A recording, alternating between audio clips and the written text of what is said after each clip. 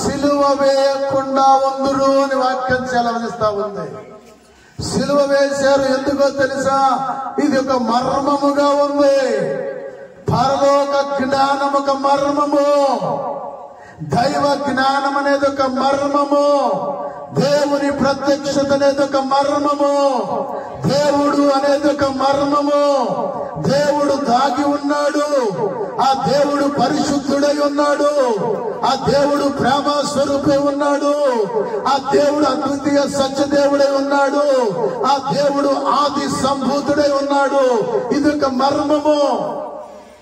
దేవుని యొక్క జ్ఞానం అనేది ఒక మర్మము, దేవుని యొక్క వాక్యం అనేది ఒక మర్మము, దేవుని యొక్క ప్రత్యక్షత అనేది ఒక మర్మము. ఆ మర్మాన్ని కనుగొలేకపోయారు. నిజమైన దైవ కుమారుడు లోక రక్షకుడు యేసు ప్రభుల వారిని గ్రహించక యూతులు, దేవుని పిల్లల శాస్త్రులు, పరిసయ్యులు ఏం చేశారో తెలుసా? సిలువ వేశారు యేసు ప్రభుని. సిలువ వేశాడు.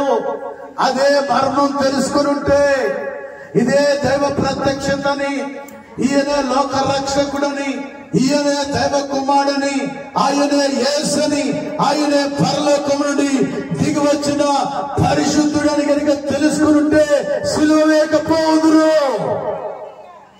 ఈ రోజు అనేక మంది సిలువను కూర్చున్న వార్త నశించిన వారికి వెర్రితనంగా ఉంది.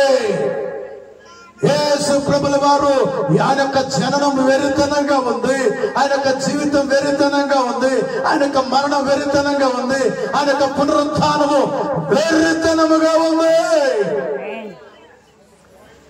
దైవ ప్రత్యక్షత ఒక మర్మం. అది ఆ మర్మాన్ని కనుగోలేక, ఆ దైవ జ్ఞానాన్ని కనుగోలేక ఆనాడు యేసు ప్రభుల వారిని సిలువ వేశారు. ఈ రోజున కూడా అనేక మంది యేసు ప్రభుల వారి సిలువను వ్యర్థంగా దాని గురించి మాట్లాడుతూ ఉన్నారు.